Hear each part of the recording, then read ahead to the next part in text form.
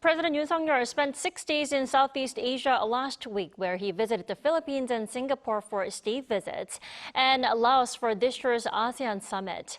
Let's break down the key events from that trip with our Kim Do-yeon here in the studio. Good morning, Do-yeon. Thank you for having me. So President Yoon's trip was almost a week long. Now, where do we start?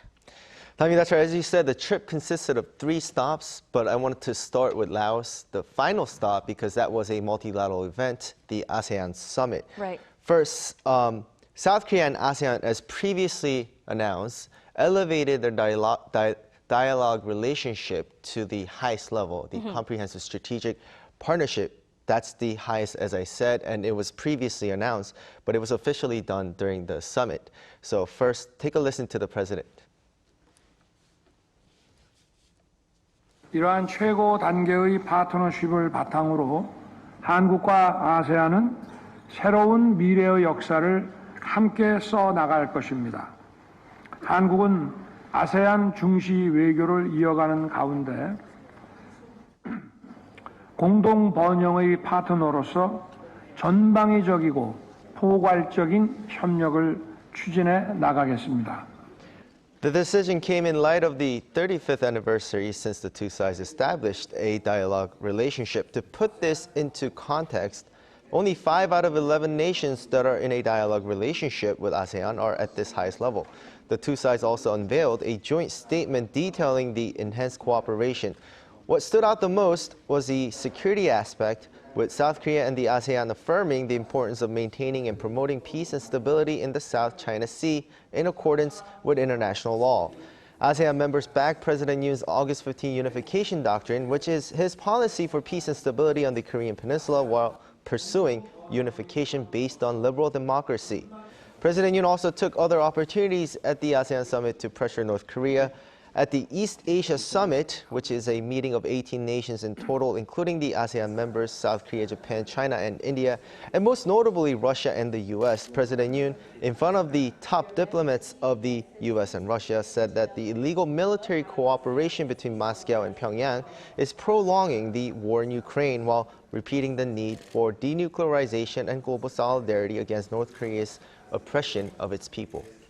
On top of that, Do-yeon, at a multilateral summit like this one, sideline bilateral summits are also an important factor. Now, it was the first time for President Yoon to sit down with the new Japanese Prime Minister Shigeru Ishiba. How did that go?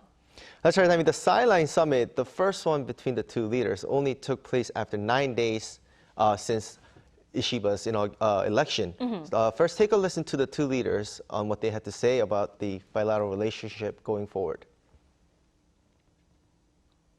특히 다가오는 2025년은 한일 국교 정상화 60주년을 맞이하는 해입니다.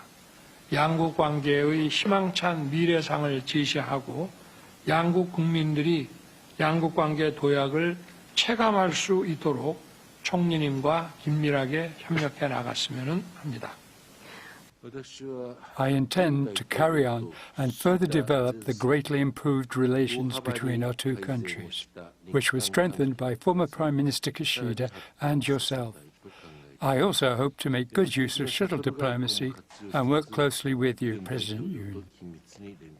Despite being a short meeting at 40 minutes, it garnered a lot of attention from local media, as improving the Seoul-Tokyo relationship has been one of President Yoon's top agendas since he took office. And President Yoon and former Japanese Prime Minister Fumio Kishida had enjoyed a good relationship in the past 2 years, with the restoration of top-level diplomacy by the two. Overall, the two leaders agreed to build on from what was achieved so far.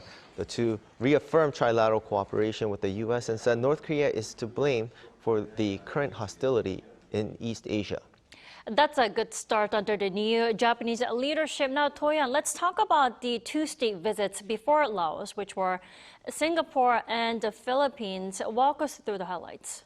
The 2 stops, as you said, were the Philippines and Singapore, and they were both state visits.